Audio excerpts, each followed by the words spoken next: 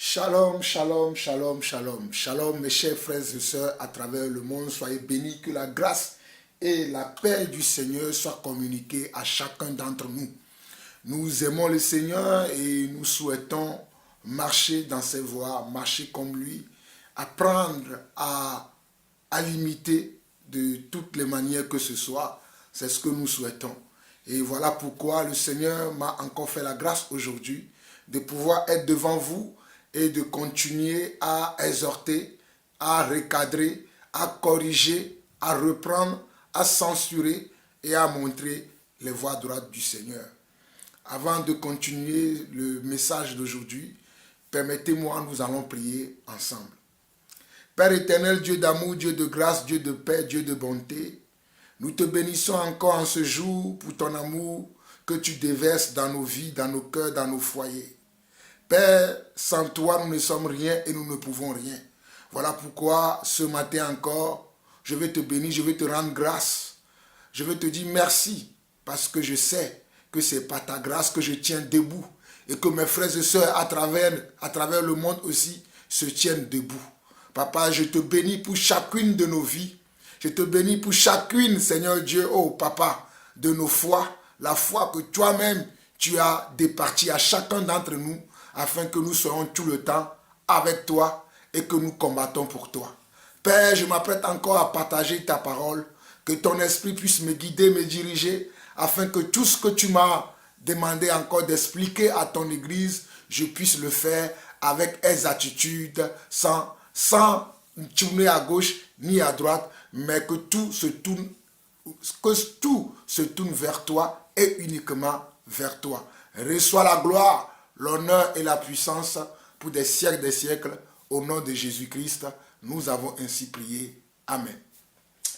Mes chers frères et sœurs, je reviens à vous aujourd'hui encore parce que vous savez que dernièrement, j'ai fait des séries d'enseignements dans lesquelles je commentais des vidéos de ces soi-disant prêtres, de ces soi-disant pasteurs de l'église catholique ou bien de l'église orthodoxe qui veulent obliger les gens aujourd'hui à pratiquer ce que eux ils pratiquent dans leurs églises. Ils veulent obliger les gens, ils veulent tromper les gens, ils veulent changer l'explication de la parole afin d'amener les gens à les suivre.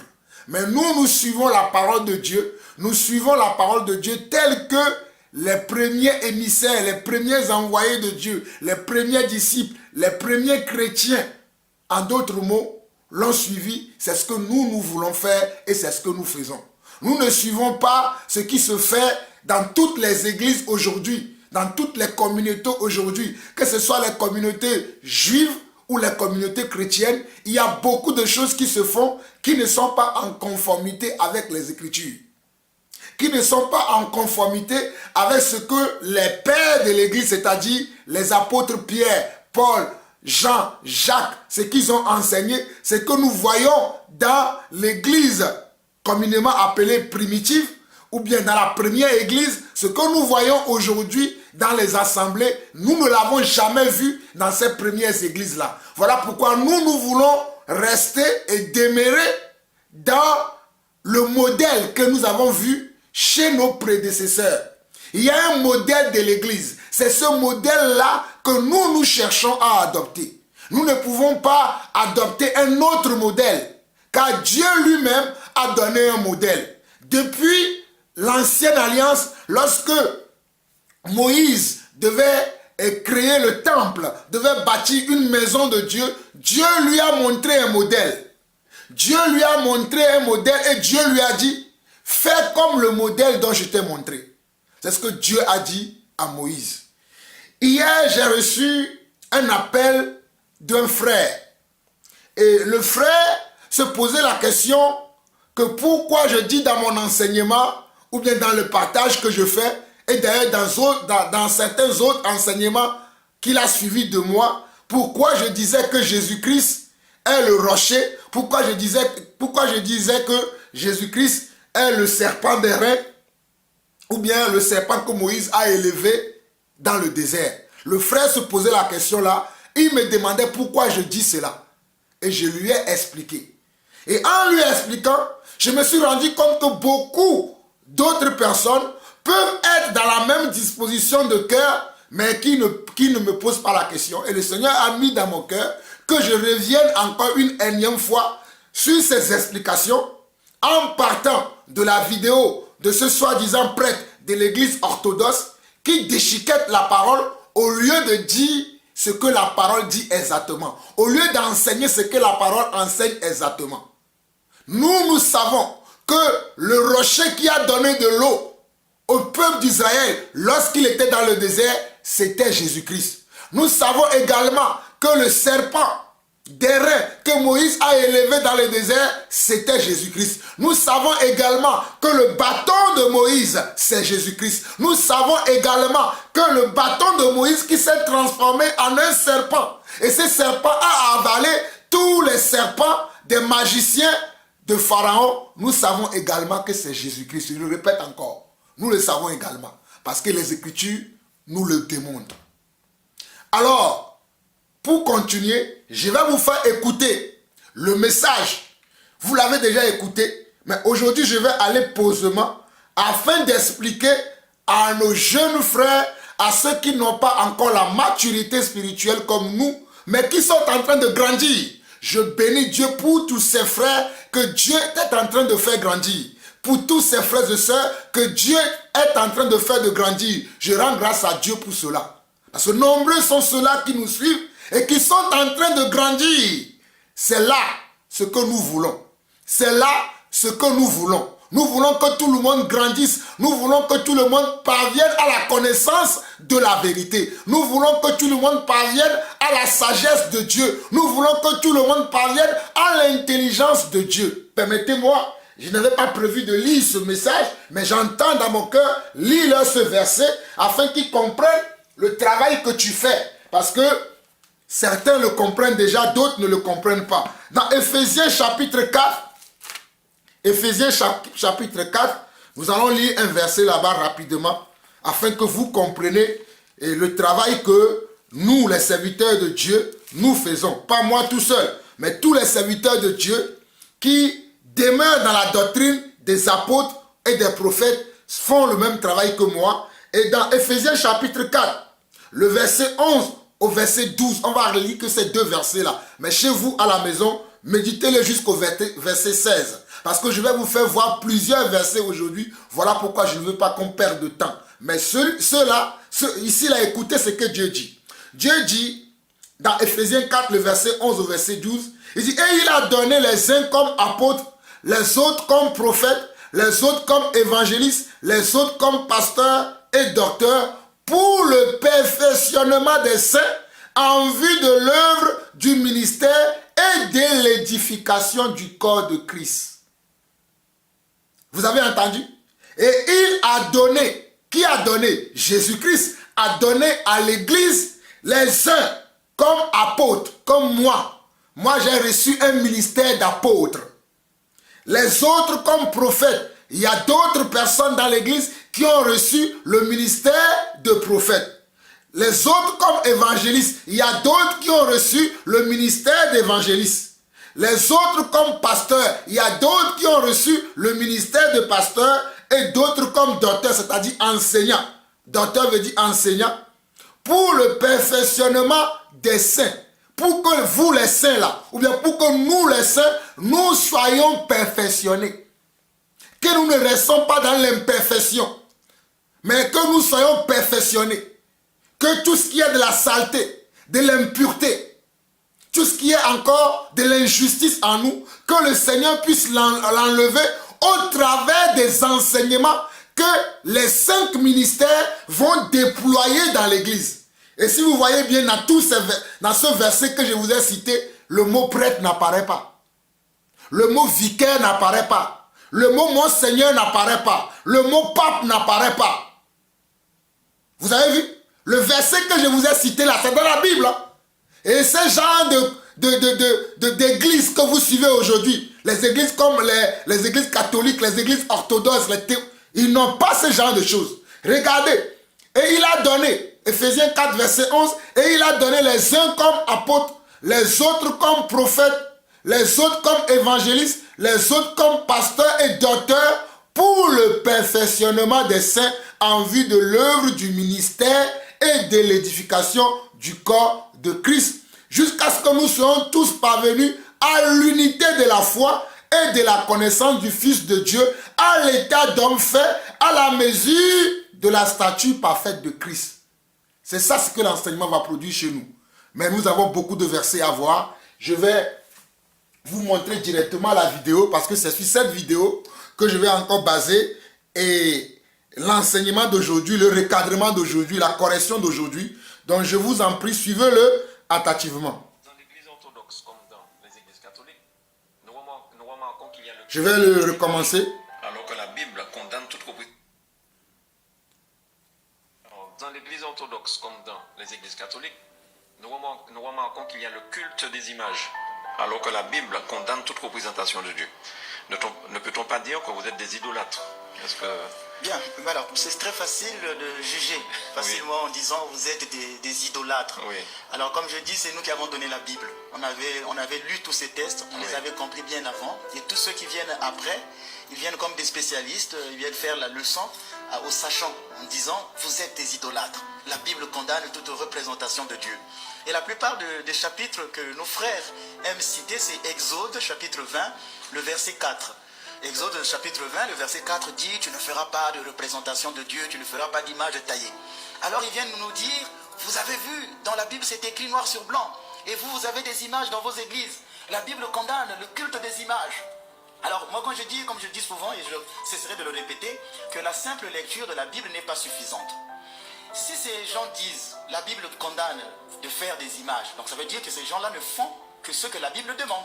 C'est ce que ça veut dire. Oui. Puisque la Bible condamne, nous on le fait plus que la Bible condamne. Mais la même Bible leur demande par exemple de brûler de l'encens, d'allumer des bougies dans le temple, de faire de telles ou telles images. C'est la même Bible qui leur demande. Pourquoi ils ne le font pas? Ils vont vous dire, mais oui, on ne le fait pas parce que ce sont les choses de l'Ancien Testament. Nous sommes dans le Nouveau. Mais le chapitre que vous citez dans Exode 20, verset 4, c'est un chapitre de l'Ancien Testament. Vous allez dire, nous sommes dans le Nouveau, on ne fait pas les choses anciennes. Mais donc ne nous citez pas ce chapitre-là. Donc vous voyez qu'on semble dire les choses parce que c'est au nom de la Bible, au nom de la Bible. Mais en fait, ces gens-là même ne respectent pas leur propre Bible. C'est pourquoi il faut demander pourquoi vous faites ça. Au lieu de dire vous êtes, au lieu de juger, il faut d'abord demander mais pourquoi vous avez des images dans votre église. Et aujourd'hui, laissez-moi vous expliquer. En fait, ce chapitre de l'Exode 20, verset 4 répond à un contexte. Le contexte, c'est que le peuple d'Israël sort de l'Égypte. En Égypte, il y avait le culte des images, des idoles. Et il y aura bientôt le veau d'or que le peuple va faire dans le désert. Ils vont adorer un veau d'or. Alors Dieu veut interdire son peuple de ne pas faire une réminiscence de la religion égyptienne. S'il leur laisse faire, ils vont tomber dans cette idolâtrie des Égyptiens. Qu'est-ce que vous appelez réminiscence? C'est-à-dire repartir dans la religion des Égyptiens. Par exemple, chez les Égyptiens, le soleil était considéré comme un dieu. Ils adoraient le soleil. Mais déjà, Dieu leur montre que le soleil, ce n'est qu'une créature. C'est pourquoi dans Genèse, on dit Dieu fit les luminaires. C'est une grande révélation pour les Juifs de comprendre qu'en fait, le soleil n'est pas Dieu. On ne peut pas être adoré, ce n'est qu'une créature. Ce que les Égyptiens ne savaient pas. Donc il y a là une pédagogie de Dieu. Dieu veut leur montrer que si vous faites ces images-là, vous allez tomber dans l'idolâtrie des Égyptiens. Et ce commandement s'inscrit dans un contexte, il dit, tu aimeras le Seigneur ton Dieu de tout ton cœur. Donc en fait, lorsqu'une personne n'aime pas Dieu, quelqu'un aime sa voiture, aime sa femme, aime son argent plus que Dieu, là nous sommes dans l'idolâtrie. Ce n'est pas une image de Jésus-Christ en tant que tel qui m'emmène vers l'idolâtrie, mais c'est tout ce qui n'est pas Dieu. Parce que même dans la même Bible, vous verrez que Dieu va autoriser plus tard le culte des images. C'est Exode 20, verset 4 qui dit « Tu ne feras pas d'idole ». Mais dans Exode 25, le verset 17, Dieu demande au peuple de fabriquer des statues pour le temple. Dans le temple d'Israël, il y avait des statues, comme les chérubins qui étaient brodés. Il y avait l'arche d'alliance, ce sont des objets. Ces objets-là étaient vénérés, encensés. Il y avait des statues dans le culte. Par exemple, dans Nombre chapitre 21, quand le peuple est mordu par le serpent d'airain, Dieu leur demande de fabriquer une statue et quiconque regardera le serpent d'airain sera sauvé. Dieu pouvait parler, lui qui est esprit, pour que le peuple soit guéri des morsures du serpent. Il leur demande de regarder le serpent d'airain. Et plus tard, Jésus dira que c'était un signe de lui. Donc vous voyez qu'il y a une pédagogie de Dieu. Ici, il l'interdit. De l'autre côté, il va dire que vous pouvez faire des images, ainsi de suite. Donc le culte des images existe bien et bien chez les Juifs eux-mêmes. Ils en avaient. Donc ce n'est pas en brandissant un chapitre dont on n'a pas compris le contexte. Ici, le contexte était autre. Maintenant, il y aura ce qu'on appelle la pédagogie de Dieu. Dieu qui parle à Israël est un Dieu transcendant. C'est un Dieu qui est esprit. qu'on ne peut pas effectivement représenter. On ne peut pas donner une image de Dieu. Plus tard, le Christ va s'incarner. Et le Verbe s'est fait chair. Et Dieu est devenu homme. Dieu est devenu visible. On peut le voir. On peut le toucher. Ce qui veut dire qu'il peut être maintenant représenté. Donc celui que nous représentons dans nos images, dans nos icônes, ce n'est pas Dieu le Père. Parce que lui n'a pas pris de nature humaine. On ne peut pas faire une image effectivement de Dieu le Père. Parce qu'il n'a pas pris une nature humaine. Nous n'avons pas des images du Saint-Esprit. Bien qu'il y ait des symboles de l'Esprit Saint, l'eau, le feu, mais la personne de l'Esprit Saint ne s'est pas incarnée. Donc ni le Père, ni le Saint-Esprit ne s'est pas incarné. J'ai bien dit, je n'ai pas dit qu'ils ne se sont pas incarnés. Parce que dans la Trinité, il faut toujours utiliser le singulier. Les gens penseront que j'ai fait une faute française. Que ni le Père, ni le Fils ne s'est pas incarné. Ni le Père, ni le Saint-Esprit ne s'est pas incarné. Donc on ne peut pas représenter ni le Père, ni le Fils. Mais le Christ, lui, peut être représenté parce qu'il s'est incarné. C'est pourquoi, d'un point de vue théologique, nous disons que c'est l'incarnation qui fonde les images, qui fonde les icônes. C'est parce que Dieu s'est fait chair qu'il peut être représenté. C'est pourquoi dans nos églises, nous avons des images du Christ. Et ces images-là nous ramènent toujours vers la personne de Dieu. Ce sont des objets qui nous permettent de prier. Ce sont des objets qui nous renvoient vers Dieu. C'est comme on dit, d'un point de vue pratique, le signifié et le signifiant ont la même valeur. Quand vous êtes sur une route, que vous conduisez, si vous voyez un panneau qui vous dit attention école, vous n'allez pas dire que ce panneau n'est pas important, ce qui est important c'est l'école. Donc le signifié et le signifiant ont la même importance. Ce panneau vous renvoie à une réalité. Donc l'image nous renvoie à une personne. Ce n'est pas parce que ce n'est pas important. La photo de votre père, elle est importante. Aujourd'hui, si quelqu'un prend la photo de votre papa et la brûle, pourtant il n'a pas brûlé en tant que tel votre père. Il a brûlé que la photo. Vous direz, ben, faites comme cela. Vous allez voir que vous allez vous mettre en colère. De même pour la photo de votre maman. Donc il y a une dimension comme si cette chose signifiait la personne elle-même. C'est pourquoi le signifié renvoie au signifiant et le signifiant renvoie au signifié. Donc il ne faut pas dire, ce n'est qu'une image. L'image du Christ est relative au Christ. Ça nous renvoie à la personne même. C'est pourquoi les pères, comme Saint Jean Damascène dit, celui qui vénère une icône ne vénère pas une icône, mais vénère la personne qui est peinte dans l'icône. Donc ce n'est pas le bois, la couleur que nous vénérons, mais ce qu'elle représente. C'est la même chose pour le drapeau, par exemple le drapeau français. Pourquoi dans certains pays, lorsqu'on veut revendiquer, on veut être contre un pays, on brûle le drapeau du pays? Pourtant, on aurait dit on a brûlé le drapeau, mais est-ce que vous avez été brûlé en tant que Français? Est-ce que le chef de l'État, les ministères ont été brûlés? Non, pourtant. Mais pourtant, ce geste est grave. Donc, cette chose, ce drapeau nous renvoie à une chose. Et c'est pourquoi nous, dans les églises, nous vénérons les icônes. On ne peut pas parler en tant que tel vraiment de culte des images, parce que le culte est rendu à Dieu, mais au moyen de l'image. Ok. Vous avez suivi. Vous avez suivi tout ce que ce prêtre a dit. Permettez-moi, j'ai fait exprès de ne pas le couper, de le laisser aller jusqu'au bout. Et moi, je vais maintenant commencer à expliquer ce qu'il a pu dire dans toute cette vidéo-là. Je vais le dire, je vais l'expliquer de A jusqu'à Z. Et sachez que j'avais fait déjà une première partie de cette vidéo où j'interrompais ce qu'il disait et je commentais en même temps. Mais dans celui-là, j'ai fait exprès de ne pas l'interrompre, mais je vais vous expliquer pas à pas ce qu'il a dit. La première des choses qu'il a dit qui est fausse et que je veux que vous sachiez, il a dit que c'est eux, les catholiques, qui ont donné la Bible aux croyants. Non, la Bible vient de Dieu. La parole de Dieu vient de Dieu. C'est Dieu qui a inspiré tous ses serviteurs qu'il a choisis dans l'ancienne alliance et dans la nouvelle alliance d'écrire ce que Dieu a pu faire au travers d'eux afin que cela soit un récit pour nous qui sommes parvenus dans ces temps-là à pouvoir voir ce que Dieu a fait dans le passé et ce que Dieu compte faire dans l'avenir. Donc c'est Dieu qui a écrit la parole de Dieu. C'est Dieu qui l'a écrit, mais il a utilisé bien évidemment ses serviteurs. Et les personnes qui ont écrit la Bible, ce sont des personnes qui sont de nationalité juive. Ce sont les Juifs d'Israël qui ont écrit la Bible. Donc, eux, les catholiques, eux, nous aussi, nous sommes tombés sur la Bible après l'écriture des premiers croyants qui sont les Juifs. Donc, ce n'est pas eux, ce n'est pas le catholicisme qui est à l'origine de la Bible. Non, ça c'est faux, c'est absolument faux. La Bible vient de l'Israël. Je crois que ça c'est bien compris déjà. Allons dans Jérémie chapitre 1, parce que le travail que je vais faire, Jérémie l'a fait, le prophète Jérémie l'a fait. Donc allons dans Jérémie chapitre 1, vous allez trouver Jérémie après Ésaïe. Et Jérémie est un prophète et vous allez le trouver après le prophète Ésaïe dans la Bible. Donc nous allons aller dans Jérémie chapitre 1 et nous allons lire du verset 4 au verset 10. Jérémie chapitre 1 verset 4 au verset 10 qui dit ceci. La parole de l'Éternel me fut adressée en ces mots. Avant que j'étais formé dans le ventre de ta mère, je te connaissais. Regardez, hein, avant que Jérémie ne soit né, Dieu est en train de lui parler et Dieu lui dit, avant que tu sois même formé dans le ventre de ta mère, moi Dieu, je te connaissais. J'aime la parole de Dieu. Je te connaissais. Et avant que tu sois sorti de son sein, je t'avais consacré, je t'avais établi prophète des nations. Vous voyez? Aujourd'hui là, le travail que je fais là, Dieu l'avait prévu depuis. Avant que je ne sois conçu dans le sein de ma mère, Françoise Kounou Akouvi, Dieu avait déjà prévu ça.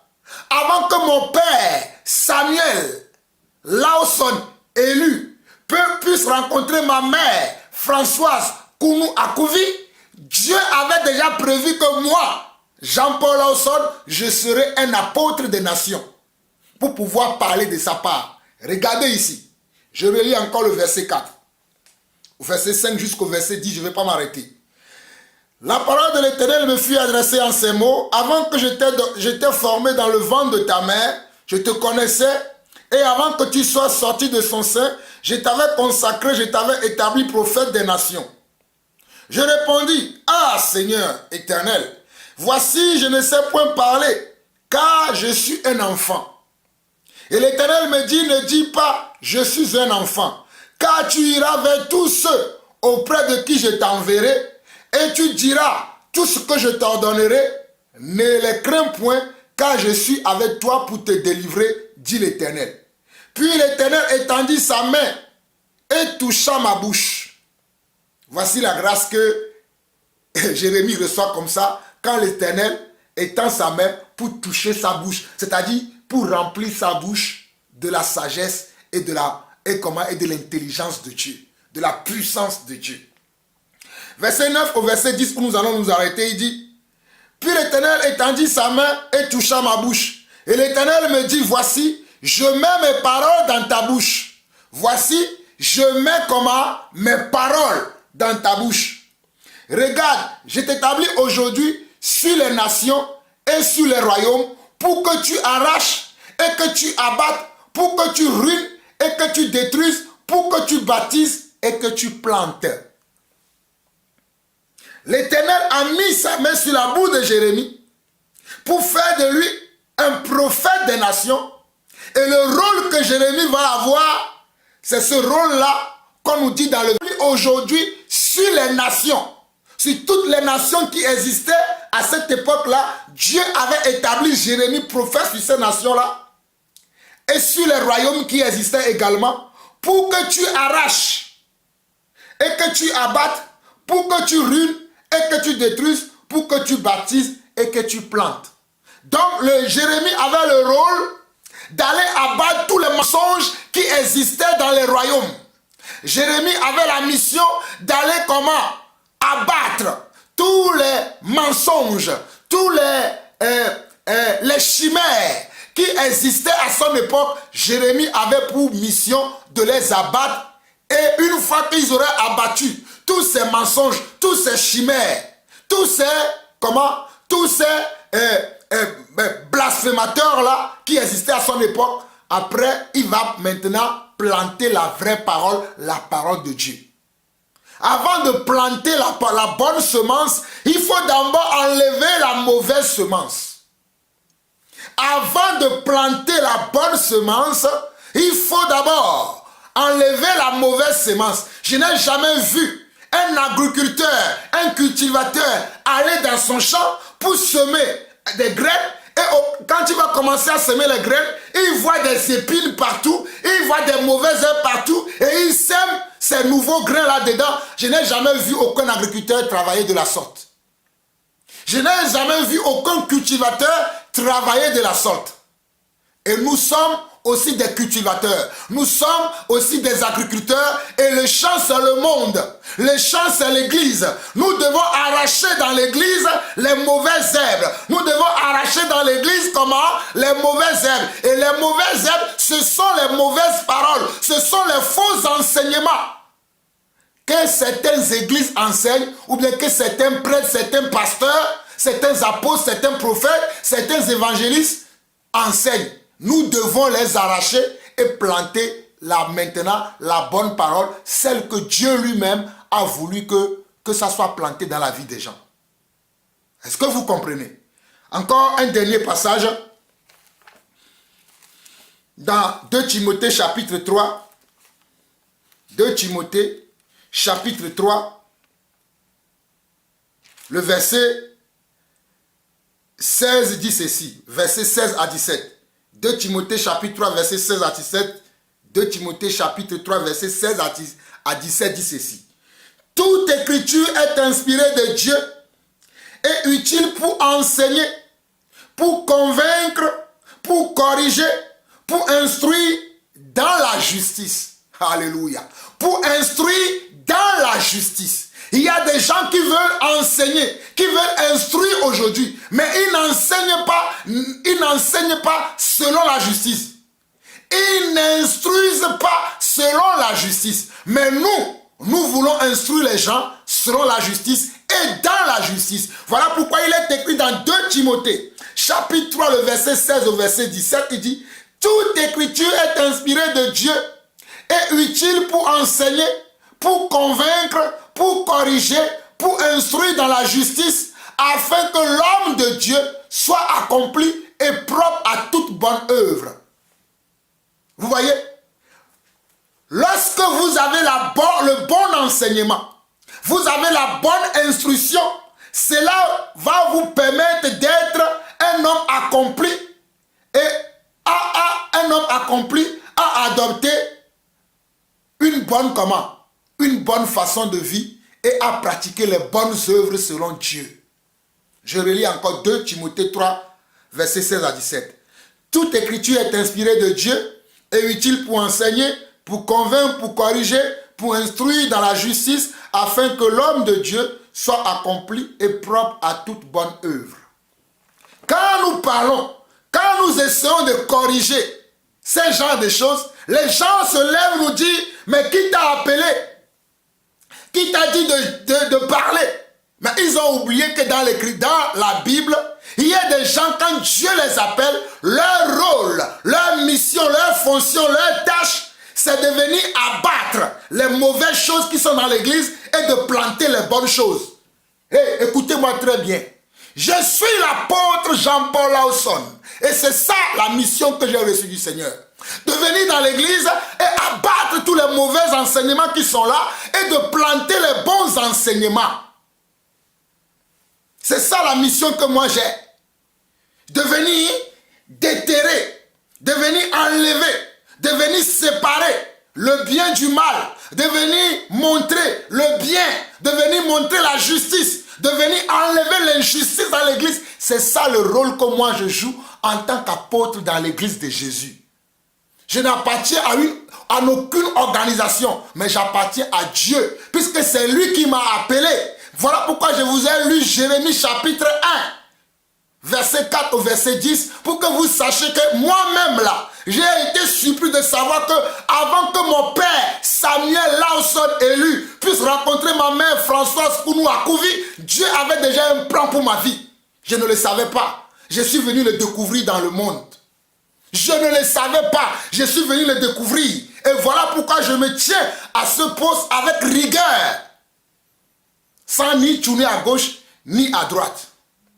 Donc maintenant, je vais corriger ce prêtre-là. Et tous ces gens qui sont les suiveurs des papes, des monseigneurs, des vicaires, des archibishops, je vais vous corriger tous ici. Écoutez ce que je vais dire à ce monsieur. Il a dit que ce sont eux les sachants, tout ça là. Ça ne m'intéresse pas. Qu'il croit ce qu'il croit. Maintenant, il a dit que non, Dieu a autorisé l'idolâtrie.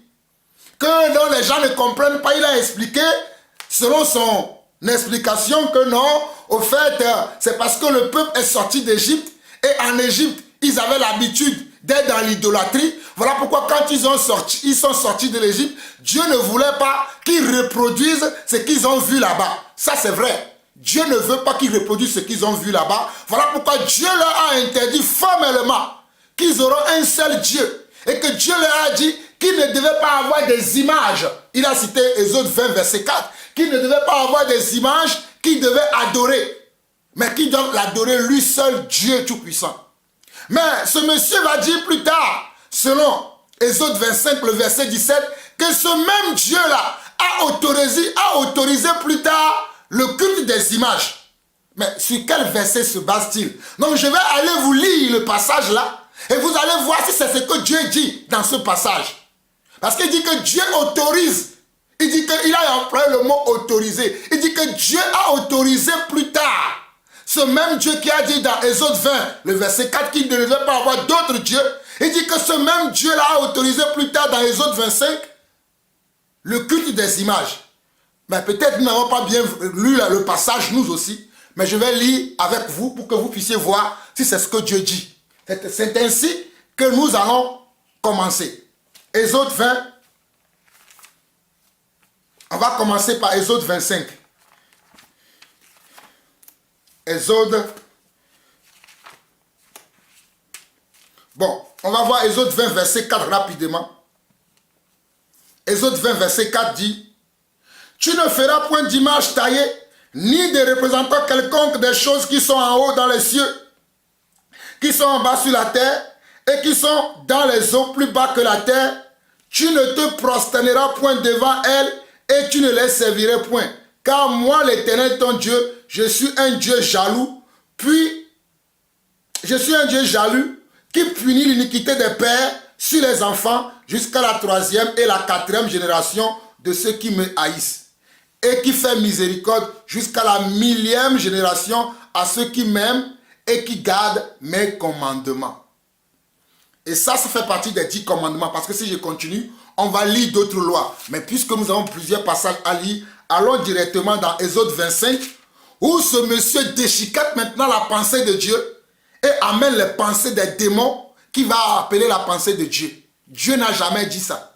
Dans Exode 25, le verset 17, il a dit, Exode 25, le verset 17, que Dieu a autorisé plus tard. Dans Exode 25, le verset 17. Lisons pour voir si c'est ce que Dieu dit. Je suis dans Exode 25, le verset 17, il dit: tu feras un propitiatoire d'or pur. Sa longueur sera de 2 coudées et demi et sa largeur d'une coudée et demie. Tu feras 2 chérubins d'or. Tu les feras d'or battu aux 2 extrémités du propitiatoire. Fais un chérubin à l'une des extrémités et un chérubin à l'autre extrémité. Vous ferez les chérubins sortant du propitiatoire à ces 2 extrémités. Les chérubins étendront les ailes par-dessus, couvrant de leurs ailes le propitiatoire et se faisant face l'un à l'autre. Les chérubins auront la face tournée vers le propitiatoire. Tu mettras le propitiatoire sur l'arche et tu mettras dans l'arche le témoignage que je te donnerai. C'est là que je me rencontrerai avec toi, du haut du propitiatoire, entre les 2 chérubins placés sur l'arche du témoignage. Je te donnerai tous mes ordres pour les enfants d'Israël. Voilà, moi j'ai lu du verset 17 au verset 22. Qu'est-ce que Dieu a dit ici? Allez maintenant faire des objets et les adorer. Là, le Seigneur est en train de donner à Moïse la manière dont il doit placer les choses dans le sanctuaire, dans le tabernacle terrestre que Dieu a montré à Moïse sur le mont Sinaï et qui lui a dit: fais d'après selon le modèle que je t'ai montré. Maintenant, Dieu vient confirmer sa parole pour lui dire: à cet endroit précis, c'est ce que tu dois faire. À cet endroit précis, c'est ce que tu dois faire. À cet endroit-là précis aussi, c'est ce que tu dois faire. À quel moment Dieu a dit maintenant: ok, une fois que tu feras ce propitiatoire-là, maintenant à tel endroit, tu dois t'agenouiller, m'adorer là-bas. Où est-ce qu'il a dit ça?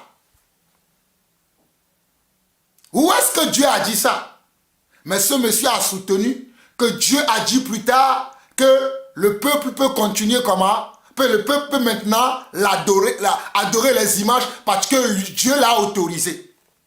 Vous voyez pourquoi, mes chers frères et sœurs à travers le monde, vous devez méditer la parole de Dieu. Vous devez être les adeptes de la Bible.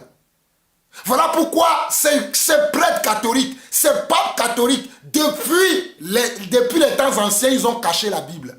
Parce qu'ils savaient que si les gens lisaient la Bible, ils allaient découvrir eux-mêmes la vérité. Ils verront que ce qu'ils enseignent, c'est le mensonge. Voilà pourquoi depuis des années, l'Église catholique a caché la Bible à ses adeptes, à ses suiveurs. Mais aujourd'hui, nous rendons grâce à Dieu. Selon les prophéties de la Bible a dit que à la fin des temps, la connaissance augmentera.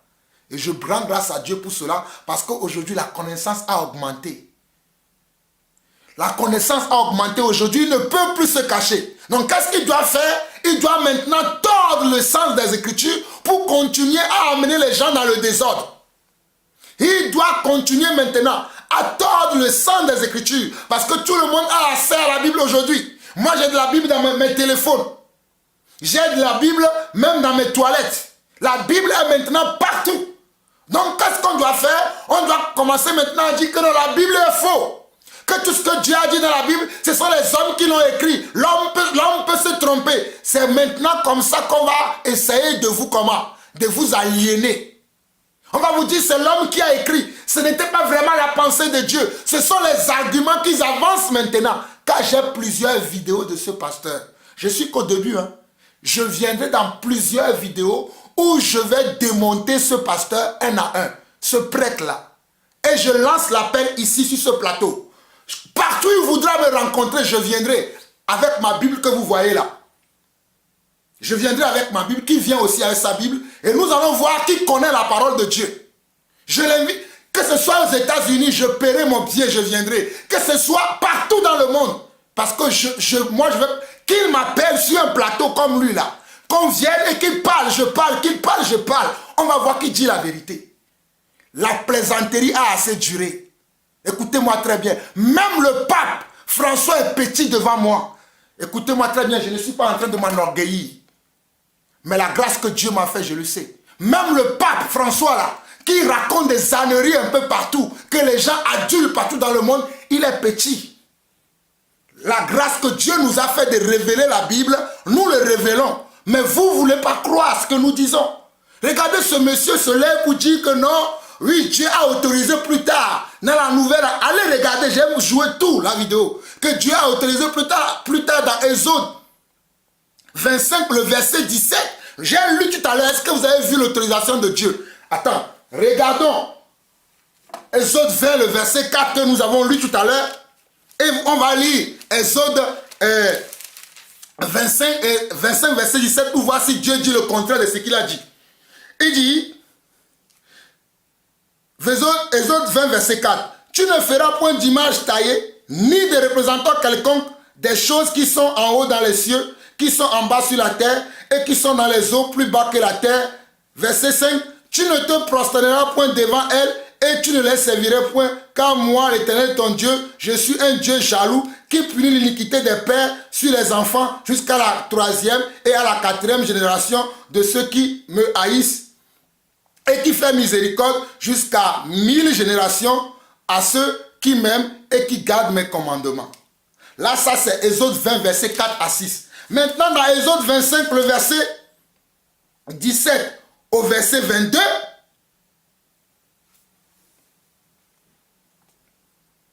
je peux même commencer à lire à partir du verset 9 pour que vous puissiez comprendre. Parce que ce monsieur a déchiqueté la parole. Moi, je connais la parole.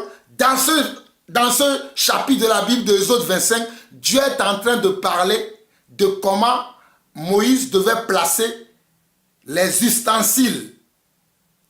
Les ustensiles qui devaient servir au sacrifice, qui devaient servir au service du temple.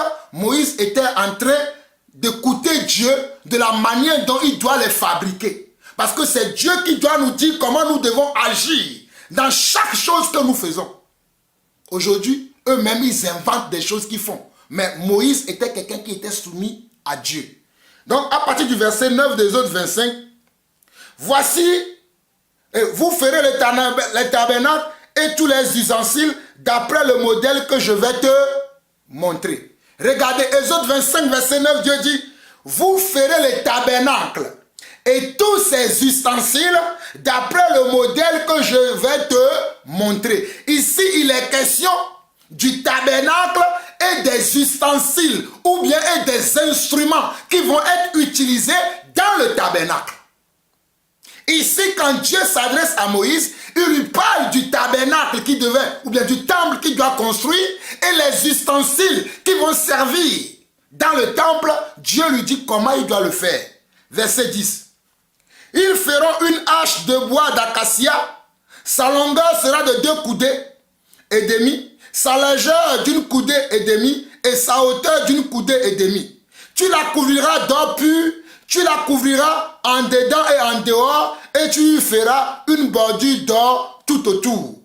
Tu fondras pour elle 4 anneaux d'or et tu les mettras à ces 4 coins, 2 anneaux d'un côté et 2 anneaux de l'autre côté. Suivez bien les détails. Hein. Tu feras des barres de bois d'acacia et tu les couvriras d'or. Tu passeras les barres dans les anneaux sur les côtés de l'arche pour qu'elles servent à porter l'arche. Waouh! Dieu est un architecte parfait. J'aime le Seigneur, l'architecte parfait. Verset 13. Tu feras les barres de bois d'acacia et tu les couvriras d'or. Tu passeras les barres dans les anneaux sur les côtés de l'arche pour qu'elles servent à porter l'arche. Les barres resteront dans les anneaux de l'arche et n'en seront point retirées. Les barres resteront dans les anneaux de l'arche et n'en seront point retirées. J'ai dit la dernière fois, dans la première vidéo, que ce sont comment les décorations, les choses qui doivent exister dans le temple que Dieu disait à Moïse de faire et que ce monsieur-là dit que c'est là l'acte d'autorisation de Dieu maintenant à pratiquer l'idolâtrie. Je suis en train de dénoncer l'idolâtrie dans cette vidéo. Dieu n'a jamais accepté l'idolâtrie. Dieu est le même hier, il est le même aujourd'hui, il est le même éternellement. Ce que Dieu n'a pas aimé hier, ce n'est pas aujourd'hui qu'il va l'aimer. Je continue. Verset 16 jusqu'au verset 22. Tu mettras dans l'arche le témoignage que je te donnerai. Tu mettras dans l'arche les témoignages que je te donnerai. Le verset 17 que lui il a cité. Tu feras un propitiatoire d'or. Puis sa longueur sera de 2 coudées et demi et sa largeur d'une coudée et demi. Tu feras 2 chérubins d'or. Tu les feras d'or battu aux 2 extrémités du propitiatoire. Fais un chérubin à l'une des extrémités et un chérubin à l'autre extrémité. Vous ferez les chérubins sortant du propitiatoire à ces 2 extrémités. Les chérubins étendront les ailes par-dessus, couvrant de leurs ailes le propitiatoire et se faisant face l'un à l'autre. Les chérubins auront la face tournée vers le propitiatoire. Tu mettras le propitiatoire sur l'arche et tu mettras dans l'arche le témoignage que je te donnerai. Verset 22. C'est là que je me rencontrerai avec toi. Du haut du propitiatoire, entre les 2 chérubins placés sur l'arche du témoignage, je te donnerai tous mes ordres pour les enfants d'Israël. Alors, tout ce que nous venons de lire là, c'était des choses physiques que Moïse devait faire dans le tabernacle. Et toutes ces instructions-là que Dieu vient de donner à Moïse, à quel moment Dieu a dit à Moïse, maintenant, il faut adorer ces choses. À quel moment il a dit ça? Voyez-vous comment on peut vous tromper si vous ne connaissez pas la parole? Voyez-vous comment on peut mal interpréter la parole de Dieu? À quel moment Dieu... Parce que toutes ces choses-là constituent des ustensiles que Moïse va utiliser dans les tabernacles, constituent des instruments dont Moïse va se servir pour servir Dieu. D'ailleurs, entre le propitiatoire, Dieu a dit c'est là où il va venir rencontrer Moïse. Dieu va venir lui-même rencontrer. J'ai lu tout à l'heure, parce qu'il y a beaucoup de passages que je vais lire. Dieu va descendre au milieu du propitiatoire pour rencontrer Moïse. À quel moment Dieu a parlé de l'idolâtrie là-bas? Oh! Que Dieu ait pitié de cet homme. Il a parlé également de Nombre 21. On va aller lire Nombre. Après le livre des autres, vous avez le livre de Lévitique. Et après Lévitique, vous avez Nombre. Nous allons aller voir Nombre 21. Et nous allons voir ce qui s'est passé dans le livre de Nombre. Nous suivons le Seigneur à la lettre. Il a dit que nous prétendons que nous faisons absolument tout ce que la Bible dit. Oui, je l'affirme ici, je le confirme ici, je l'atteste ici. Et je persiste et je signe que nous faisons ce que la Bible dit. Nous n'inventons pas. Nous faisons ce que la Bible dit. Dans Nombre, l'histoire qu'il a citée se trouve dans Nombre 21, le verset 4 au verset 9. Je vais vous le lire et interpréter ce qui s'est passé ici. On nous dit, il partit de la montagne de Hor par le chemin de la mer Rouge pour contourner le pays d'Édom. Le peuple s'impatienta en route et parla contre Dieu et contre Moïse. Le peuple parla d'abord contre Dieu et contre son serviteur Moïse. Pourquoi nous avez-vous fait monter hors d'Égypte pour que nous mourions dans le désert, car écoutez de cette misérable nourriture? Alors l'Éternel envoya contre le peuple des serpents brûlants. Il mordit le peuple et il mourut beaucoup de gens en Israël. Le peuple vint à Moïse et dit, nous avons péché car nous avons parlé contre l'Éternel et contre toi. Prie l'Éternel afin qu'il éloigne de nous ces serpents. Vous suivez l'histoire? Afin qu'il éloigne de nous ces serpents. Moïse pria pour le peuple. L'Éternel dit à Moïse. L'Éternel dit à Moïse. L'Éternel dit à Moïse. Qui vous a dit de faire des reliques de Saint Antoine de Padoue, de faire des reliques de Sainte Immaculée de Concession, de Saint Joseph de ceci, de Saint... qui vous a dit ça? Ici, c'est Dieu qui a dit à Moïse. L'Éternel dit à Moïse. L'Éternel vous a dit-il cela, ce que vous faites dans vos assemblées? Bande d'incrédules, bande de rapaces, bande de vipères. Votre père, c'est le serpent. Votre père n'est pas Jésus-Christ. Je continue. L'Éternel dit à Moïse, fais-toi un serpent brûlant et place-le sur une perche. Quiconque aura été mordu et le regardera, conservera la vie. Moïse fit un serpent d'airain et le plaça sur une perche. Et quiconque avait été mordu par un serpent et regardait le serpent d'airain, conservait la vie. Là, nous sommes avec le peuple d'Israël, qui était un peuple rebelle, qui était un peuple qui se plaignait toujours contre Dieu. Là, le peuple est sorti de l'Égypte pour aller à Canaan, la terre promise que Dieu leur a donnée. Ils sont sur le chemin. Et pendant ce parcours-là, ils avaient quelques difficultés. Ils avaient quelques problèmes. Comme nous aujourd'hui, chrétiens, nous aujourd'hui, enfants de Dieu, pendant que nous attendons le retour du Seigneur, pendant que nous attendons l'avènement du Seigneur, nous subissons quelques injustices sur la terre. Nous subissons des injustices sur la terre. Nous subissons des menaces. Nous subissons des injures. Nous subissons du mépris. Nous subissons du découragement. Mais cela ne va pas nous faire nous révolter contre Dieu. Moi, je ne me révolte pas contre Dieu. Tout ce que Dieu fait dans ma vie, cela m'amène à comment? À me concentrer sur lui et à concentrer comment? Mon regard sur lui. Parce qu'il est en train de m'amener quelque part. Dieu ne fait jamais fausse route. Dieu ne fait jamais fausse route. Donc eux, pendant qu'ils avaient des petits bobos dans le désert, ils ont commencé à dire, oh, nous étions bien en Égypte. Moïse, toi et ton Dieu là, c'est toi qui nous as amenés ici et nous souffrons ici. Regarde, même il y a des serpents.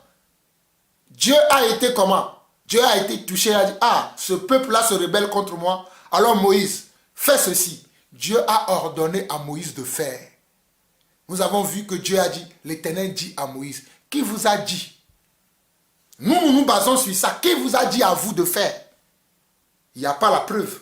Nous avons notre preuve de ce que nous faisons. Où sont vos preuves? Bande de vipères.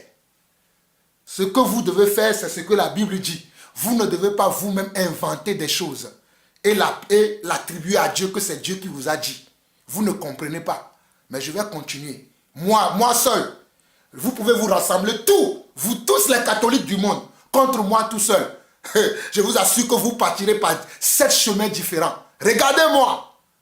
Je suis l'apôtre Jean-Paul Laosson. Vous pouvez venir par des milliers, mais vous partirez par 7 chemins différents. Car la sagesse qui est ici, là, ce n'est pas la même sagesse que vous avez. J'ai la sagesse de Dieu en moi. Et c'est Dieu qui a dit à Moïse, et ici, c'était comment on dit, c'était à une époque précise, c'était à un événement précis. Après, est-ce que Moïse a continué à adorer le serpent? Après que cet événement soit achevé dans le désert, est-ce que Moïse a continué à garder le serpent d'arrêt et à l'adorer? That is the question. Après que cet événement, cette épreuve douloureuse que le peuple subissait dans le désert, est-ce que Moïse a gardé le serpent là-bas pour que les gens continuent à l'adorer? Alors vous nous racontez quoi aujourd'hui? Vous nous racontez quoi? Et pour le frère qui m'a posé la question hier, pour me dire que tu as dit que le serpent derrière, c'est Jésus, c'est Jésus lui-même qui l'a dit. Alléluia, nous pouvons aller lire Jean chapitre 13, Jean chapitre 3, le verset. On peut lire Jean 3, rapidement, Jean 3, ça c'est Jésus lui-même qui l'a dit. Jean 3, le verset 13 à 15. Jean 3, verset 13 à 15 dit ceci. Jean 3, verset 13 à 15 dit ceci. Personne n'est monté au ciel, si ce n'est celui qui est descendu du ciel, le Fils de l'homme qui est dans le ciel. Waouh, cette phrase-là aussi, il faut l'expliquer.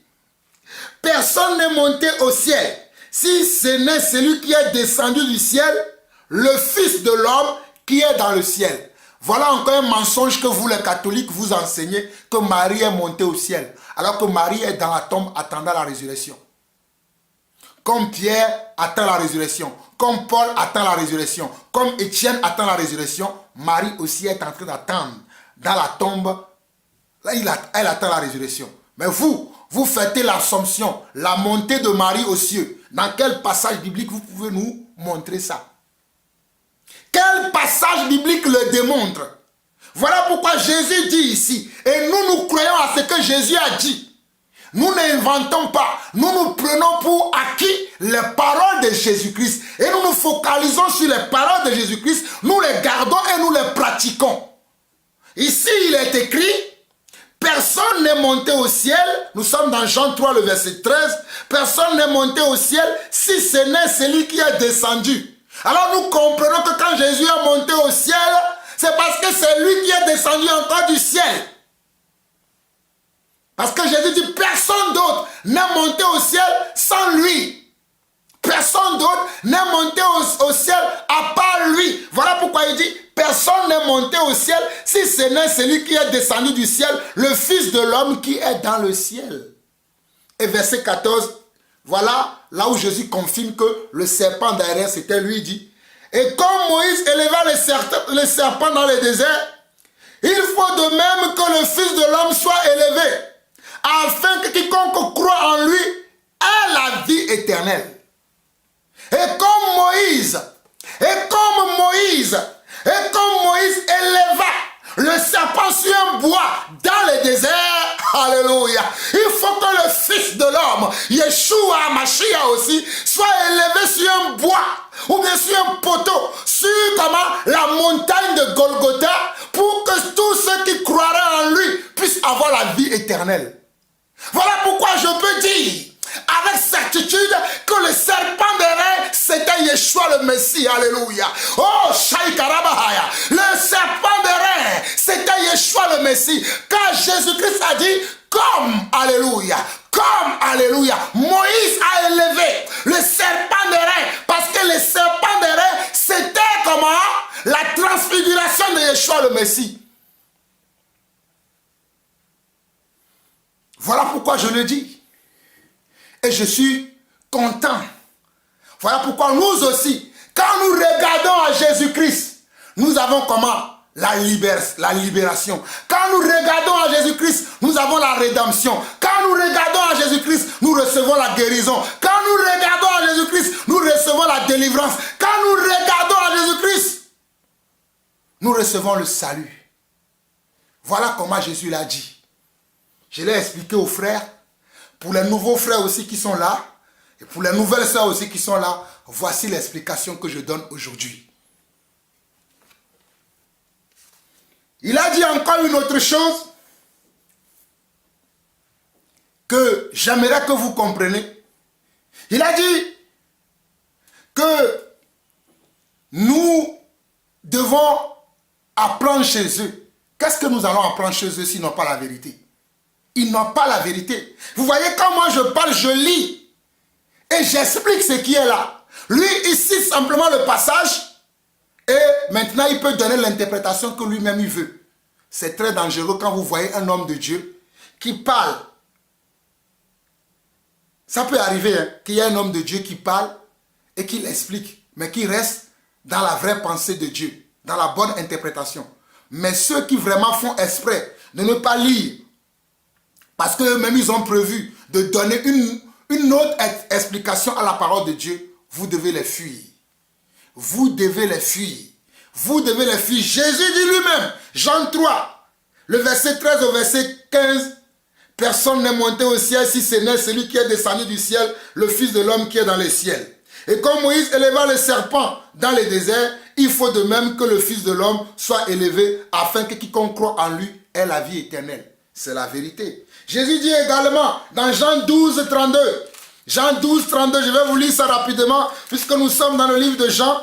Hein, dans Jean 12, 32, Jésus dit ceci. Dans Jean 12, 32, Jésus dit, et moi, quand j'aurai été élevé de la terre, j'attirerai tous les hommes à moi. Et quand moi, j'aurai été élevé de la terre, j'attirerai tous les hommes à moi. Il n'a pas dit j'attirerai les hommes à Marie, ma mère. J'attirerai les hommes à Élisabeth, ma tante. Il a dit j'attirerai les hommes à moi seul. Jésus a dit j'attirerai les hommes à moi. Il n'a jamais dit j'attirerai les hommes à Marie. Vous voulez attirer les hommes à Marie. Moi je vais attirer les hommes à Jésus. Comme les apôtres l'ont fait, nous attirons les hommes à Jésus. Car Jésus a dit, quand j'aurai été élevé, et il a été élevé parce qu'il est mort, et il est ressuscité le 3e jour, et il est monté aux cieux, alléluia, dont il est assis à la droite du Père. Et il intercède en notre faveur. Et il a dit, quand j'aurai été élevé, j'attirerai tous les hommes à moi. Et vu que nous sommes dans Jean, nous allons voir dans Jean 14, Jean 14, verset 6. Jean 14, 6, Jésus dit, je suis le chemin, la vérité et la vie. Nul ne vient au Père que par moi. Jésus dit, je suis comment? Le chemin, la vérité et la vie. Nul ne vient au Père que par moi. Jésus n'a pas dit que vous irez au Père en passant par Saint-Joseph, en passant par Saint-Antoine, en passant par le pape, en passant par le vicaire, en passant par le prêtre. Jésus n'a jamais dit ça. Jésus a dit, moi Jésus, je suis le chemin, la vérité et la vie. Nul ne vient au Père que par moi. Dans quelle Bible vous avez lu que Jésus a dit, passez par ma mère Marie? Je vais vous démonter un à un. Vous allez fuir. Je vous lance l'invitation. Invitez-moi sur n'importe quel plateau. Je viendrai avec que la Bible. J'aurai que la Bible, pas aucun autre livre. Avec la présence de l'Esprit avec moi. Je viendrai seul comme ça. Mais je serai avec la présence de Yeshua avec moi. Et je vais vous montrer que vous ne connaissez pas Jésus-Christ.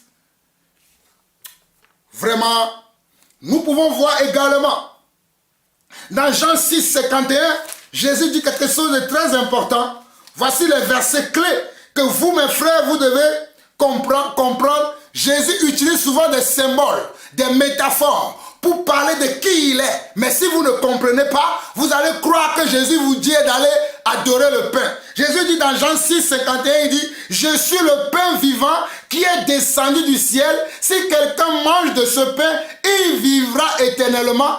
Et le pain que je donnerai, c'est ma chair que je donnerai pour la vie du monde. » Regardez, Jean 6, 51, Jésus dit, je suis le pain vivant qui est descendu du ciel. Si quelqu'un mange de ce pain, il vivra éternellement. Et le pain que je donnerai, c'est ma chair que je donnerai pour la vie du monde. Pour la vie du monde. Alors si aujourd'hui, tu as dit, Jésus a dit, parce que je suis le pain du monde, tu vas acheter une baguette et tu le mets dans ton salon et tu viens t'agenouiller là tu rentres dans l'idolâtrie. Tu rentres dans l'idolâtrie parce que tu n'as pas compris ce que Jésus a dit. Jésus a utilisé une métaphore. Jésus a utilisé un symbole. Parce qu'effectivement, Jésus est un breuvage. Si tu manges Jésus-Christ, tu n'auras plus faim. Si tu bois de son sang, tu n'auras plus soif. Voilà pourquoi dans ce chapitre de Jean, chapitre 6, les gens étaient stomaqués. Étaient choqués. Comme quelqu'un dit, ils étaient choqués. Les gens étaient traumatisés et choqués. Les gens étaient choqués que Jésus a dit, je suis le pain de vie. Effectivement, Jésus est le pain de vie. Quand tu manges, ça veut dire quand tu crois en lui, rien ne pourra te déstabiliser. Quand tu acceptes qui il est, quand tu acceptes sa parole, quand sa parole te pénètre, quand son esprit te pénètre, il n'y a pas aucun autre esprit qui pourra te nuire, qui pourra te déstabiliser. Mais les gens étaient choqués. Dans Jean 6, le verset 60, on nous dit, plusieurs de ses disciples, après avoir dit cette parole, après l'avoir entendu dire, cette parole est dure, qui peut l'écouter?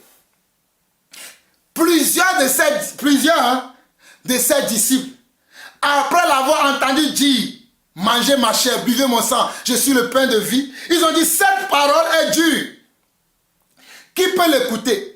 Verset 61, on nous dit, Jésus sachant en lui-même que ses disciples murmuraient à ce sujet, leur dit, cela vous scandalise-t-il? Cela vous scandalise-t-il? Et si vous voyez le Fils de l'homme monter où il était auparavant? Et si vous voyez le Fils de l'homme monter où il était auparavant, parce que le Fils de l'homme était au ciel avant. Et il a pris maintenant, il a emprunté le ventre de Marie pour venir sur la terre afin de nous montrer un modèle à imiter, afin de nous montrer un modèle à regarder et à suivre. Voilà pourquoi il dit, quand vous allez me revoir remonter, vous serez encore plus choqués. Verset 63. Il dit, c'est l'esprit qui vivifie. La chair ne sert de rien. La parole que je vous ai dite sont esprit et vie. Vous avez vu? Voilà pourquoi Jésus dit au verset 63 de Jean 6, il dit, c'est l'esprit qui vivifie. La chair ne sert à rien. Ceux qui se confient sur la chair. J'ai fait l'école de théologie. J'ai fait le code de théologie. Moi, je ne compte pas sur le code de théologie que j'ai fait. Mais je compte sur l'Esprit de Dieu qui est en moi. Alléluia. C'est l'Esprit de Dieu qui est en moi qui m'amène à vous parler de telle sorte. Qui m'amène à vous parler avec de telle assurance, avec de telle arrogance. Parce que je sais l'esprit que j'ai reçu. Je n'ai pas reçu l'esprit d'un homme. Je n'ai pas reçu l'esprit d'une religion. Mais j'ai l'esprit de Jésus. Oh! J'ai la vie de Dieu en moi. J'ai la vie de Dieu en moi. J'ai sa vie, sa nature et sa capacité. J'ai la vie de Dieu en moi. Nous allons alors voir quelque chose encore de très important dans le livre de Deutéronome. Mais avant d'aller dans Deutéronome, regardez d'abord dans Nombre 20. Dans Nombre 20. Dans Nombre 20, il s'est passé quelque chose là-bas concernant le rocher. Parce que le frère m'a posé aussi la question sur le rocher. Donc nous allons aller voir dans Nombre 20 ce qui s'est passé quand Moïse a donné de l'eau au peuple à boire. dans Nombre 20, nous allons lire du verset 2 au verset 6. Nombre 20, verset 2 au verset 6. Nombre 20, verset 2 au verset 6, on dit ceci. Il n'y avait point d'eau pour l'assemblée et l'on se souleva contre Moïse et Aaron. Il n'y avait point d'eau, toujours dans le parcours, pour la terre promise. Toujours sur le chemin pour rejoindre la terre promise, l'eau manquait. Alors, le verset 2, on nous dit, le peuple chercha querelle à Moïse. Il dit, que n'avons-nous pas inspiré quand nos frères inspiraient devant l'Éternel? Pourquoi avez-vous fait venir l'assemblée de l'Éternel dans ces déserts pour que nous y mourions, nous et notre bétail? Pourquoi nous avez-vous fait monter hors d'Égypte pour nous amener dans ce méchant lieu? Ce n'est pas un lieu où l'on puisse puiser, s'aimer. Il n'y a ni figuier, ni vigne, ni grenadier, ni d'eau à boire. Vous avez vu, toujours la plainte. On accuse Moïse. C'est de ta faute. Tu nous as amenés, tu nous as sortis de l'Égypte. Tu nous as amenés de l'Égypte. Nous étions en paix là-bas. Nous avons tout là-bas. Tu aurais dû nous laisser. Nous préférions mourir là-bas comme nos frères. Mais toi, tu es venu, tu as dit, Dieu a dit, je vais vous amener sur une terre où coule le lait et le miel. Voici, nous sommes dans le désert. Nous mourrons de faim. Il n'y a même pas d'eau à boire. Si nous plantons nos figuiers ici, nos grenadiers ici, au coin de nos arbres fruitiers ne pourra germer ici. Pourquoi tu es si méchant comme ça? Regardez le verset 6. Verset 6.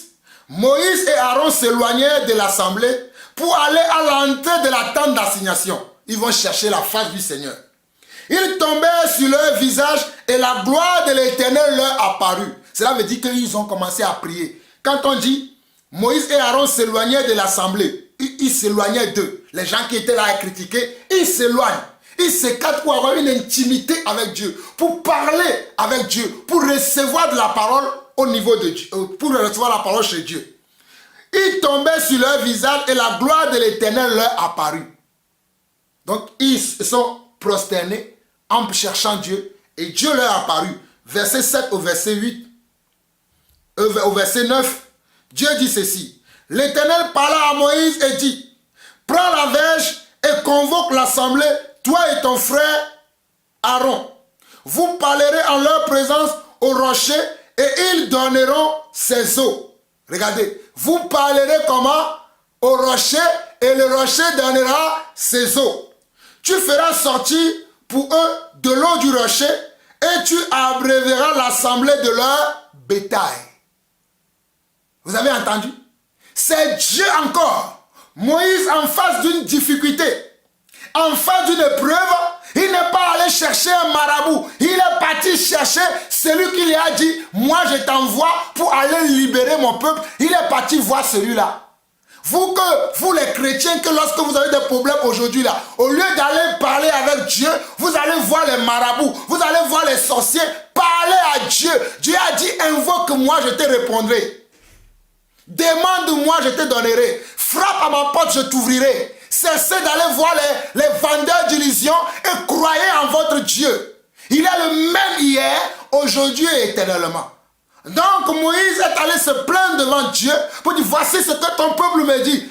Agis maintenant. Et Dieu va lui répondre dans Exode 20, le verset 7 au verset 8. Il dit, l'Éternel parla à Moïse et dit, prends la verge et convoque l'assemblée, toi et ton frère Aaron. Vous parlerez en leur présence au rocher et il en donnera ses eaux. Tu feras sortir pour eux de l'eau au rocher et tu abreuveras l'assemblée de leur bétail. Moïse prit la verge qui était devant l'Éternel comme l'Éternel lui avait ordonné. Moïse et Aaron convoquèrent l'assemblée en face du rocher et Moïse leur dit, écoutez donc, rebelles. Moïse était exaspéré de leurs actions. C'est le peuple qui a poussé Moïse à pécher. Il dit, rebelles, est-ce de ce rocher que nous vous ferons sortir de l'eau? Puis Moïse leva la main et frappa 2 fois le rocher avec sa verge. Il sortit de l'eau en abondance, l'assemblée but et le bétail aussi. Moïse va être puni plus tard parce que selon le verset 8, Dieu lui a dit de parler au rocher. Mais lui, il a frappé parce qu'il était exaspéré par la... Quelqu'un qui subit des pressions, fais attention à ce que tu diras, fais attention à ce que tu feras. Sinon tu tomberas dans le péché. Moïse est tombé dans le péché à cause de cela. Mais bon, là je voulais montrer que le rocher, c'est Dieu qui a dit ça. Maintenant, comment j'ai pu savoir que ce rocher-là, c'était Christ? Il y a plusieurs versets dans la Bible qui le disent. Allons voir d'abord Deutéronome 32. Deutéronome 32, rapidement. Deutéronome 32. Deutéronome 32, rapidement. Deutéronome 32, nous allons lire du verset 15 au verset 21. On peut déjà voir le verset 4 de Deutéronome 32 qui dit ceci. Deutéronome 32, verset 4 qui dit: il est le rocher.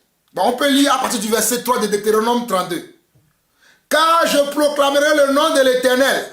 Rendez gloire à notre Dieu. Il est le rocher. Ses œuvres sont parfaites, car toutes ses voies sont justes. Donc notre Dieu, c'est un rocher aussi, alléluia. Notre Dieu peut prendre la forme d'un rocher pour te nourrir d'eau si tu as besoin d'eau. Notre Dieu, je dis bien, notre Dieu, le Dieu d'Abraham, d'Isaac et de Jacob, peut prendre la forme d'un rocher si tu as soif afin de te donner de l'eau. C'est un rocher. Et le verset 15 au verset 21, regardez ce que Dieu dit encore. Israël est devenu gras et il a réjamé. Tu es devenu gras, épais et replet. Et il a abandonné Dieu, son créateur.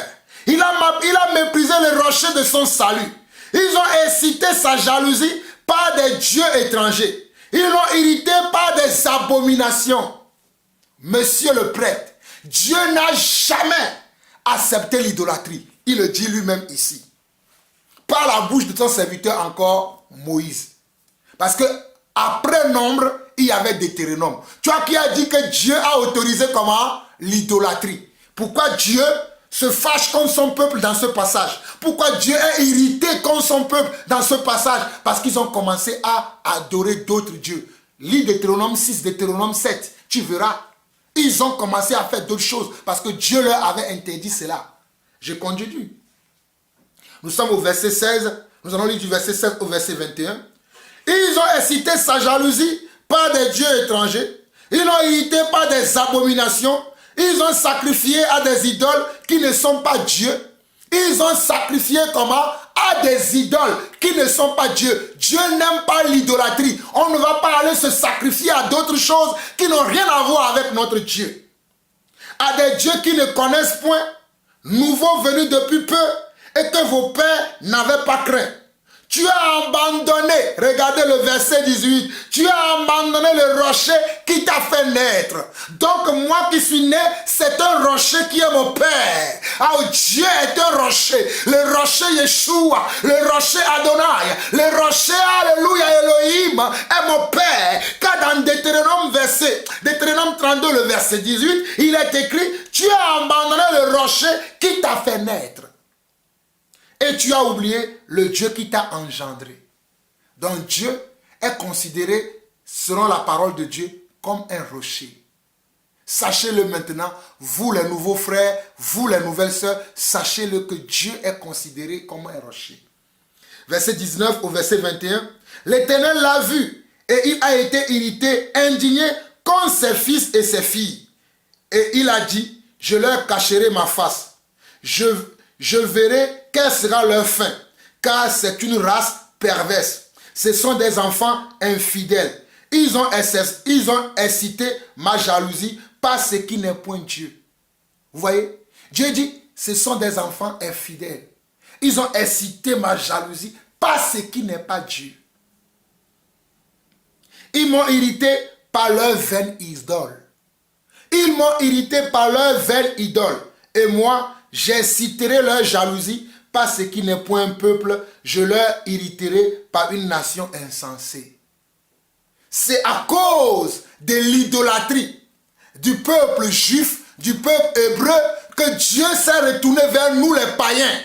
Nous qui étions d'origine païenne, nous qui étions d'origine égyptienne, nous qui étions d'origine païenne, je précise les mots, nous qui étions d'origine égyptienne, parce qu'en Égypte, nous adorons les bêtes, nous adorons la nature, nous adorons les animaux, nous adorons les arbres, parce que le peuple autochtone, le peuple choisi de Dieu, le peuple aimé de Dieu a refusé de se soumettre à sa volonté, Dieu a dit, je vais appeler les païens. Ils vont venir maintenant. Et quand ils vont venir, cela va inciter leur jalousie et ils vont revenir à moi.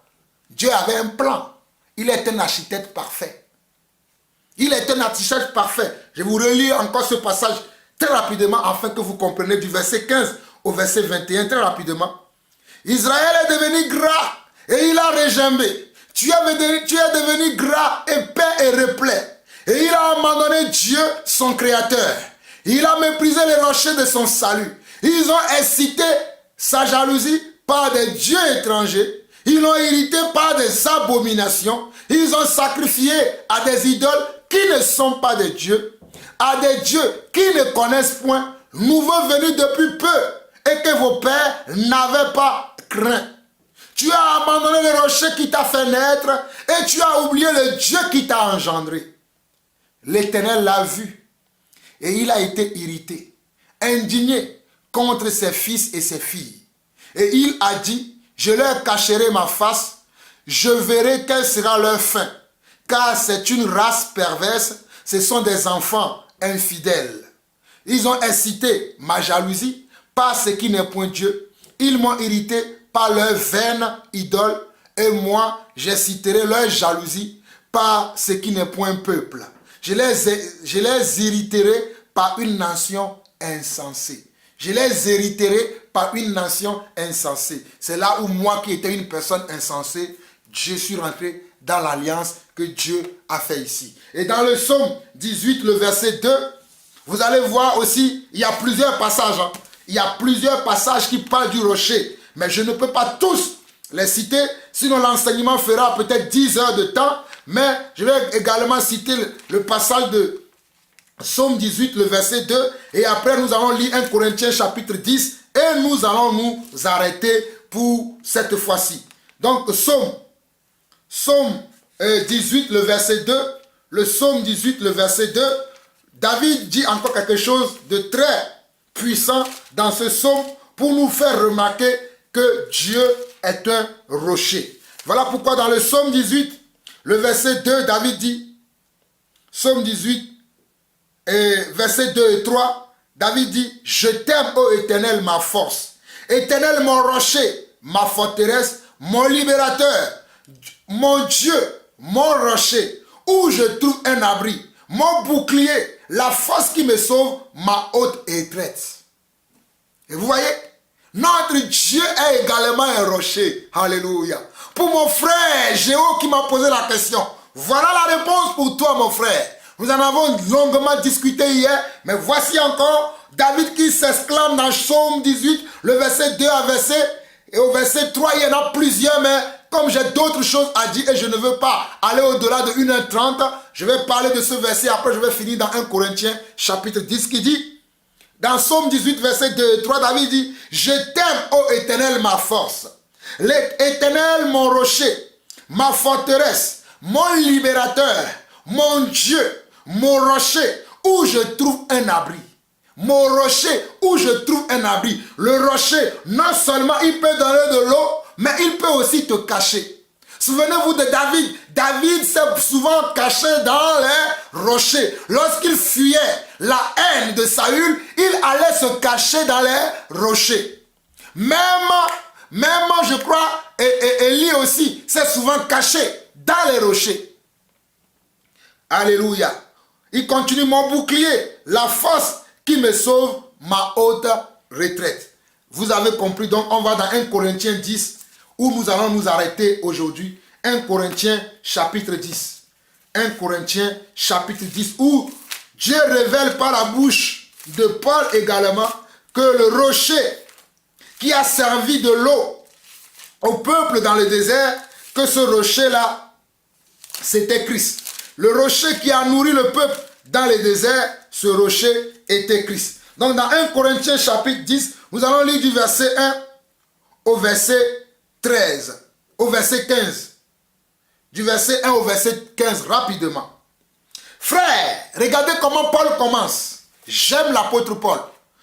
Frère, je ne veux pas que vous ignoriez que nos pères ont tous été sous la nuée qu'ils ont tous passé au travers de la mer, qu'ils ont tous été baptisés en Moïse, dans la nuée et dans la mer, qu'ils ont tous mangé le même aliment spirituel et qu'ils ont tous bu le même breuvage spirituel, car ils buvaient à un rocher spirituel qui les suivait et ce rocher était Christ.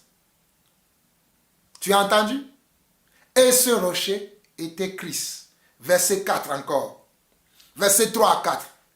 Qu'ils ont tous mangé le même aliment spirituel. La manne qui descendait du ciel. La manne, hein? La caille qui descendait du ciel. C'est un aliment spirituel. Et qu'ils ont tous bu le même breuvage spirituel. Le rocher auquel Moïse devait parler. Je vous ai montré ça dans Deutéronome chapitre 20, le verset 7 au 8. Mais dans l'action, Moïse a pris son bâton pour le frapper. Ce n'est pas ce que Dieu lui avait dit. Mais il était exaspéré par le peuple. Verset 4, ils ont tous bu le même breuvage spirituel, car ils buvaient à un rocher spirituel qui les suivait, et ce rocher était Christ. Mais la plupart d'entre eux ne furent point agréables à Dieu, puisqu'ils périrent dans le désert. Malgré que les gens ont mangé la manne, la caille qui descendait du ciel, et qu'ils ont bu l'eau au travers comment? Au travers du rocher. La Bible déclare, la parole de Dieu confirme que la plupart n'ont pas été agréables à Dieu.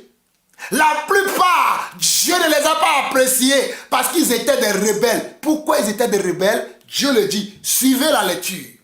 Verset 5 de 1 Corinthiens 10. Mais la plupart d'entre eux ne furent point agréables à Dieu puisqu'ils périrent dans le désert. Or, ces choses sont arrivées pour nous servir d'exemple. Or, ces choses sont arrivées pour nous servir d'exemple afin que nous n'ayons pas de mauvais désirs comme ils en ont eu. Donc, ces gens qui ont péri dans le désert, qu'est-ce qui a été la cause de leur chute? Qu'est-ce qui a été la cause de leur périssement ou de leur mort? Mais c'est parce qu'ils avaient eu des mauvais désirs. C'est parce qu'ils ont voulu adorer la nature au lieu d'adorer le Créateur. Au lieu d'adorer le Créateur, ils ont commencé à adorer la créature. Je n'adorerai jamais. Écoutez-moi très bien. Je suis l'apôtre Jean-Paul Lawson. Je n'adorerai jamais la créature. Même si je dois perdre ma vie, je perdrai ma vie dignement. Sans adorer la créature. Verset 7. Ne devenez point idolâtres comme quelques-uns d'entre eux. Vous avez vu? Ne devenez point idolâtres comme quelques-uns d'entre eux. Ce ne sont pas eux tous qui sont devenus des idolâtres. Mais parmi eux là, il y avait quelques-uns qui sont devenus des idolâtres. Comme au milieu de nous, nous qui nous disons chrétiens aujourd'hui, nous qui nous appelons aujourd'hui les croyants, il y en a quelques-uns parmi nous qui sont des idolâtres. Et les idolâtres n'ont pas leur place dans le royaume des cieux. Les idolâtres ne verront pas le Seigneur. Oh, toi qui es idolâtre. Oui, si tu aimes ta voiture plus que Dieu, c'est aussi une forme d'idolâtrie. Ça, le prêtre aussi l'a dit, je le confirme. Si tu aimes ta femme, tes enfants, tes biens plus que Dieu, c'est aussi une forme d'idolâtrie. Mais également, si tu t'agenouilles devant les images, devant les reliques un peu partout, ça aussi, c'est de l'idolâtrie et tu ne verras pas le Seigneur. Verset 7. Ne devenez point idolâtres comme quelques-uns d'entre eux, selon qu'il est écrit. Le peuple s'assit pour manger et boire, puis ils se levèrent pour se divertir. Ne nous livrons point à la débauche, comme quelques-uns d'entre eux s'y livraient, de sorte qu'il en tombait 23 000 en un seul jour. Ne tentons point le Seigneur, comme le tentèrent quelques-uns d'entre eux qui périrent par les serpents. Vous avez vu? Même les serpents qui les mordaient dans le désert, c'est parce qu'ils ont tenté le Seigneur. C'est parce qu'ils ont désobéi à Dieu. C'est parce qu'ils ont fait le contraire des ordonnances, des prescriptions, des commandements de Dieu. Alors quand on fait le contraire des prescriptions, des ordonnances, des commandements de Dieu, il y a une punition. La punition vous attend. Sinon, repentez-vous. Je vous le dis, repentez-vous. Nous continuons. Ne murmurez point, comme murmuraient quelques-uns d'entre eux qui périrent par l'exterminateur. Quand ils murmuraient, ah nous devions rester en Égypte, mais Moïse, toi et ton Dieu là, nous étions bien là-bas. Pourquoi tu es venu nous chercher? Regarde, aujourd'hui il n'y a même pas d'eau. Nous ne pouvons même pas planter nos arbres fruitiers. Nous souffrons ici. Tu aurais pu nous... C'est ça les murmures. Et beaucoup de croyants aujourd'hui continuent à avoir des murmures. Ils sont dans le Seigneur depuis 20 ans, mais va les voir murmurer. Oh, pourquoi je n'ai pas d'enfant? Oh, je ne peux rester dans le monde. Oh, pourquoi je n'ai pas de mari? Pourquoi je n'ai pas de femme? Dans le monde, les femmes m'adorent. Amen. Dans le monde, les hommes courent derrière moi. Maintenant, je suis venu à l'église, personne ne me regarde. Regardez-moi, je suis tout seul. Comme j'entends souvent certaines sœurs me tenir ce genre de propos. Regardez-moi, aujourd'hui je suis tout seul. Personne ne s'intéresse à moi. Moi qui suis vraiment... Murmure, murmure, murmure. Fais attention à toi. Fais attention à ce que tu dis. Verset 11 au verset 15. Ces choses-là sont arrivées pour servir des hommes, et elles ont été écrites pour notre instruction, à nous qui sommes parvenus à la fin des siècles. Regardez bien, ces choses leur sont arrivées pour servir d'exemple, et elles ont été écrites pour nous, pour notre instruction, à nous qui sommes parvenus à la fin des siècles. Ainsi donc, que celui qui croit être debout prenne garde de ne pas tomber. Vous voyez? Ainsi donc, que celui qui croit être debout prenne garde de tomber. Moi, je crois que je suis debout. Le Seigneur m'avertit. Et il avertit également les autres frères, les autres sœurs, les autres serviteurs et servants de Dieu que nous devons prendre garde de ne pas tomber, de ne pas suivre la populace, de ne pas suivre ceux qui font le désordre, ceux qui vivent dans l'idolâtrie. Prendre garde de ne pas tomber, c'est ça.